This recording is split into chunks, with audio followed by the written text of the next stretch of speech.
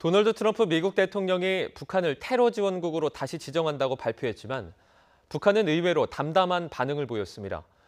당분간 소강 국면을 이어가면서 북한과 중국 간의 소통 내용이 중요한 분기점이 될 것으로 보입니다. 왕선택 통일외교 전문기자의 보도입니다. 북한이 지난 9월 15일 이후 2달 넘게 도발을 유보하는 배경에 대해 기술적으로 한계점에 봉착했거나 경제적 부담 때문이라는 분석이 우세한 편입니다. 그러나 단거리 미사일 발사나 도발적 기록 영화 방송, 말폭탄 공세 등의 수단까지 사용하지 않은 것은 예상을 다소 벗어난 것으로 분석됩니다.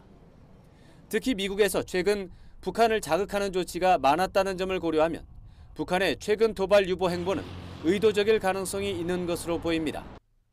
지난 20일 도널드 트럼프 미국 대통령이 테러 지원국으로 재지정한다고 발표한 것에 대해 북한은 외무성 대변인이 기자 질문에 답하는 형식으로 개의치 않는다는 반응을 보였습니다.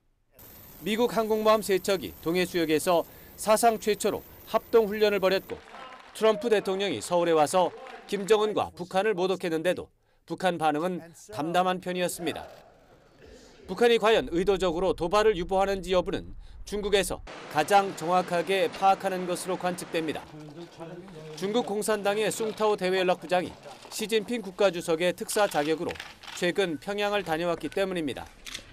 이와 관련해 베이징에서 회담한 한국과 중국의 외교장관이 북핵 불용 원칙과 평화적 해결 원칙을 재확인한 것은 현재 숨고르기 국면을 이어갈 수 있다는 전망을 시사했다는 점에서 주목됩니다.